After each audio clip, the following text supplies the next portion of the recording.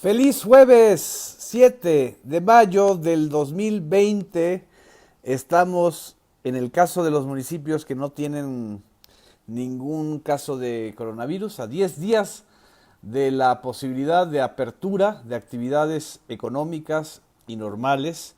Esperamos que así sigan, son más de 1000 municipios en este país y esto es importante subrayarlo. En el caso de quienes vivimos en los municipios o entidades que tienen el más alto nivel de transmisión, como es la Ciudad de México, como son varios municipios del Estado de México conurbados a la Ciudad de México, en Tijuana también, en Culiacán, en Villahermosa, en Quintana Roo y ya en otras entidades también donde ha estado incrementándose la presencia del coronavirus. Hay que mantener las medidas de mitigación. Acuérdense que estamos a un día de alcanzar uno de los picos más altos de la transmisión del coronavirus, según lo que nos han explicado las autoridades y los médicos responsables de conducirnos a esta situación. Pero bueno, el día de hoy hay que estar felices, aunque la Ciudad de México amanezca un poco nublada, pero está bastante hermoso el día. Muchas gracias a quienes están conectando, a Juan Carlos Mora, gracias que nos estás viendo desde Mérida, Yucatán, a María Elodia, gracias, a Paco Suárez, buenos días, a Alejandro Sotram que está aquí conectándose, a Ana Cantú, a Ramírez Roque desde Izmiquilpan, Hidalgo, a Irene Arriaga, muchas gracias. Desde Coyoacán, a Emanuel Ramírez. El día de ayer no pudimos hacer la post mañanera porque estuve en la mañanera y pues es difícil después de estar en una conferencia tan importante y tan llena de conceptos que como fue la del día de ayer, pues poder transmitir una post mañanera. Pero les agradezco mucho a quienes hayan estado pendientes de lo que el día de ayer expusimos. Brevemente les comento que el tema de la infodemia, que es la epidemia de noticias falsas, maliciosas, medias verdades, que están ocurriendo en las redes sociales, no es un asunto exclusivo de México, no es algo que solamente ocurra en un país como el nuestro, es un asunto generalizado en donde la naturaleza del funcionamiento de las redes sociales como esta, en donde estamos aquí transmitiendo, como Twitter, como Facebook, como WhatsApp, como Instagram, como YouTube, permite a veces que se cuelen muchísimas noticias falsas porque hay muchísimos actores involucrados, hay muchos usuarios también, y hay también desgraciadamente esta vulnerabilidad emocional que tenemos en estos tiempos donde pues hay temor, hay miedo, hay angustia de que caigamos en estas noticias falsas. Yo creo que lo importante ahora es que cortemos la cadena de transmisión de las noticias falsas, no las compartamos, no las repliquemos, no las demos por buenas, no estemos ahí enviando cadenas de WhatsApps con grabaciones de una señora que dice que están rociando el coronavirus en el aire, los de la Marina, o que los médicos de tal o cual hospital están robándole algo a los fallecidos. Es decir, todo este tema de la intriga y de la insidia, que pues, todos lo conocemos, todos, absolutamente todos, conocemos a personas intrigosas e insidiosas. El tema es que se expande en redes sociales y cuando les damos crédito lo que estamos haciendo es expandir la intriga. Vamos a irnos por las fuentes confiables, esto es lo importante el día de hoy y de lo que resta de estas semanas, porque no solamente van a ser unas cuantas semanas, yo creo que van a ser varias semanas en las que vamos a tener que estar enfrentando cotidianamente el tema de la protección a la salud, de las medidas de mitigación para que no haya un rebrote del coronavirus y para que tengamos la solidaridad y la empatía necesarias para ayudar a quienes puedan estar enfermos con mayor gravedad unos que otros. En fin, muchas gracias. Les agradezco a todos quienes están felicitándome por la exposición del día de ayer. Creo que era también necesario incorporar este tema y creo que el debate ya está abierto y eso es importante que el debate llegue a ustedes, a quienes somos los ciudadanos y usuarios de las redes sociales.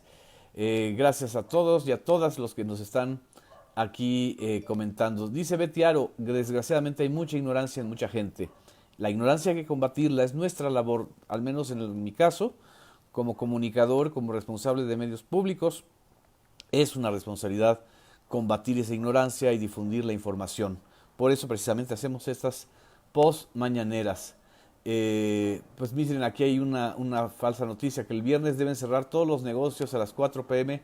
y reabrir el lunes. No sé en dónde está ese documento, Benjamín, pero no creo que sea real. Marcos Son nos está hablando, escribiendo desde Tultitlán, Estado de México. Muchas gracias.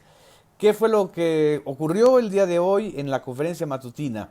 Hubo un repaso de los tres principales bloques de entrega de créditos a micro y medianos empresarios, pero sobre todo a microempresarios. Esto es importante porque estos créditos muy laxos, donde van a permitirse pues 3 meses sin tener que pagar ningún impuesto y que es una tasa preferencial, no es una tasa de lucro, van a beneficiar a muchas familias mexicanas, aparte del beneficio que se está recibiendo por los programas sociales.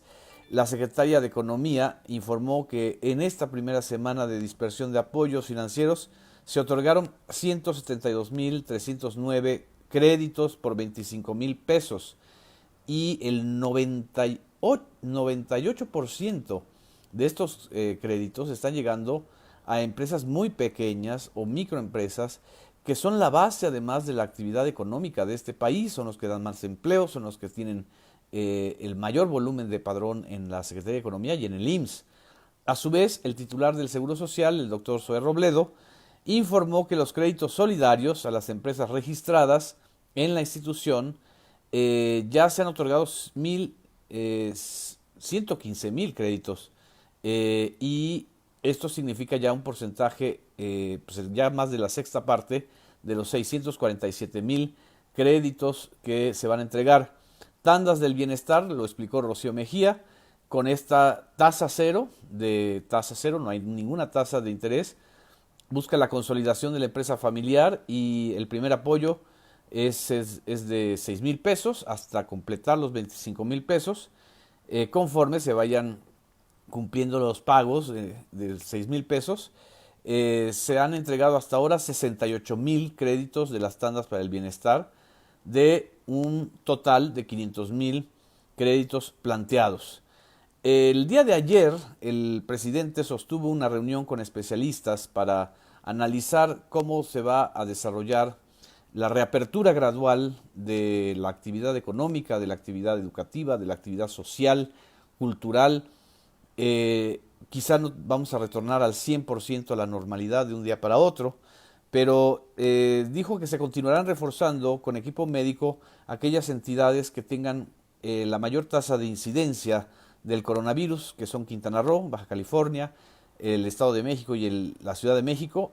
También se fortalecerán acciones en entidades como Morelos, Guerrero, Oaxaca, Veracruz, Puebla y Tlaxcala, donde se está registrando un destacado crecimiento de transmisión del coronavirus en relación con el resto del país. En el resto del país la pandemia no ha crecido con la misma velocidad, es decir, la curva en otras entidades sí se ha aplanado bastante, según la situación que se ha analizado estado por estado. El próximo lunes, estamos hoy 7 de mayo, va a ser 7, 8, 9, 10, 11 de mayo, sostendrá una reunión para analizar la posibilidad de abrir actividades económicas a partir del 17 de mayo en aquellos municipios donde no hay casos de coronavirus, ni que sean vecinos de municipios que hayan sido afectados por la pandemia. Dijo que se estudia un calendario para abrir las actividades económicas dependiendo del nivel de transmisión. Incluso mencionó esta idea del canciller Marcelo Ebrard de poner como si fuera un semáforo en verde aquellos municipios sin contagios, en amarillo aquellos con pocos contagios, y en rojo aquellos que tienen un alto nivel de transmisión y de contagios de coronavirus, y a partir de ese mapa analizar cómo se va a reabrir la actividad económica. Esto es importante porque ya nos da una cierta certeza de dónde y cómo se van a hacer el proceso gradual de reapertura de la actividad económica. Hay obviamente presiones, como me dice aquí el doctor Revueltas, de algunos empresarios como Ricardo Salinas, que les urge levantar. Bueno, de hecho ellos ni siquiera cerraron en muchas empresas, que no sean cínicos. Ahí está el caso de Electra, ahí está el caso de Banco Azteca, de muchos trabajadores que han tenido que, incluso de los call centers que dan servicio a Grupo Salinas, que no cerraron y que pusieron en riesgo la vida de muchos de sus jóvenes y no tan jóvenes trabajadores. Entonces, eso es más bien ahí una presión de un banquero, como es el banquero de Banco Azteca, que es Ricardo Salinas, pues para que el resto de la actividad económica vuelva a hacer.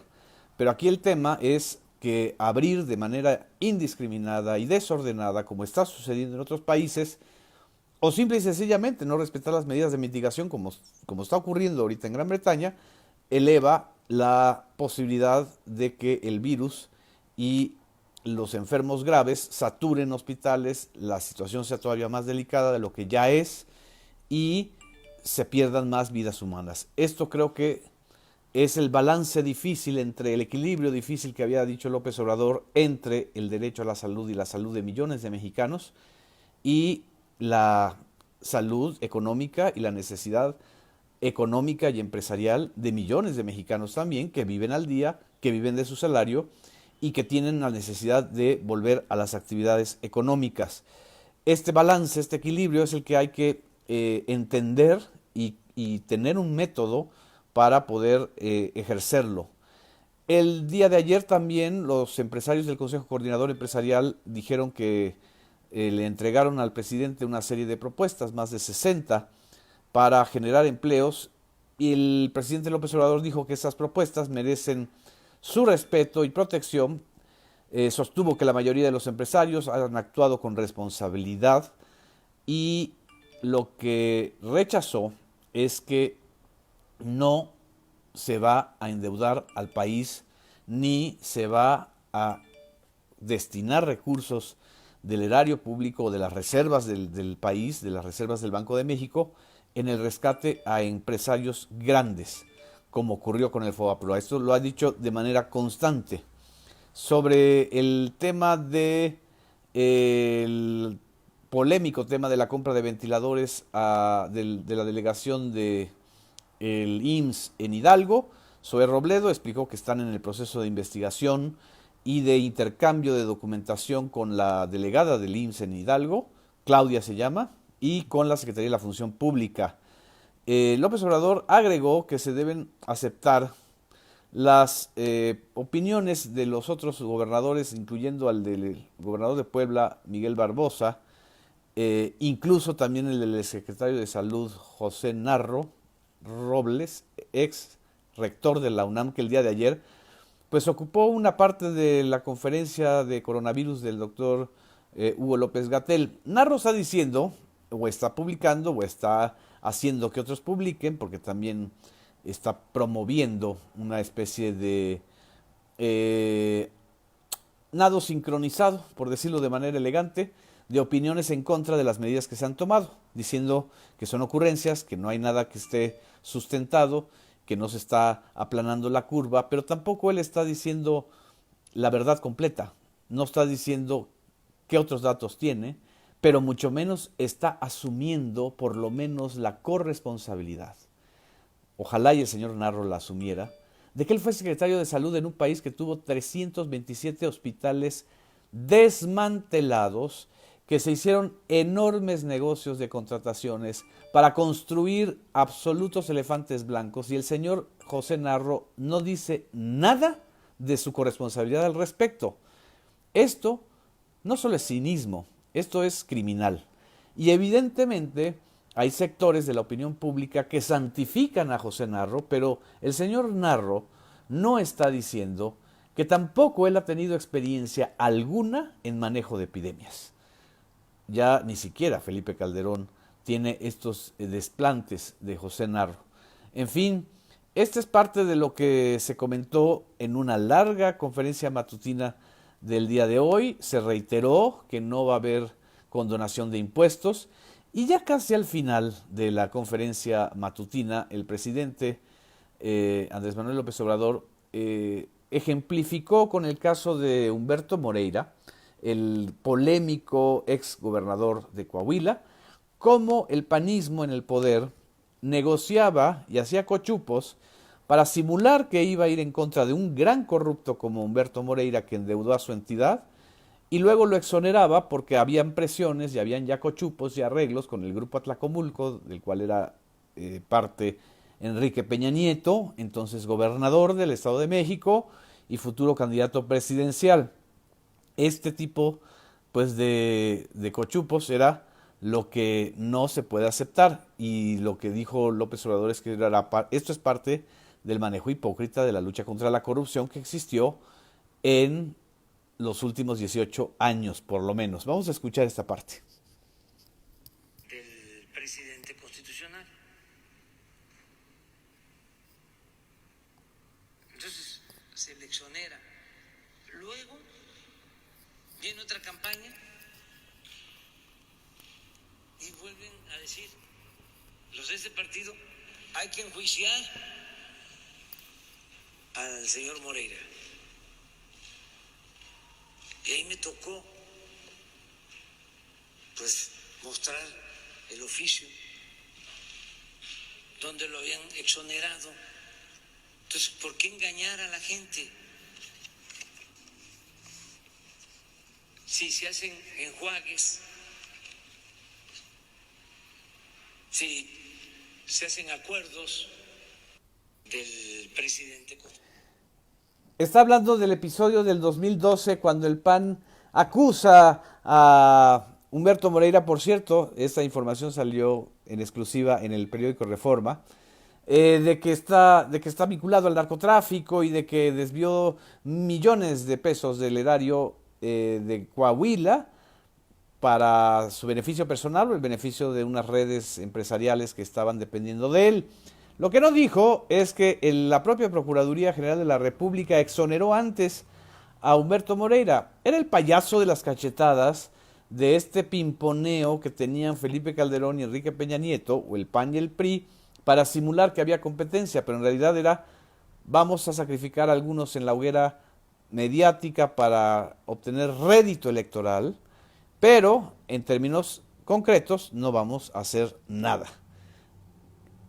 Nunca en el gobierno de Felipe Calderón o en el gobierno de Enrique Peña Nieto vimos detenidos ni al exsecretario de Seguridad Pública de un sexenio, ni a el exdirector de Pemex de otro, o a la exsecretaria de Desarrollo Social de un sexenio, o al abogado de las élites como es Juan Collado, o hubiéramos visto ya el bloqueo de las cuentas financieras de Humberto Moreira. Jamás se vio eso. Eran realmente fuegos de artificio.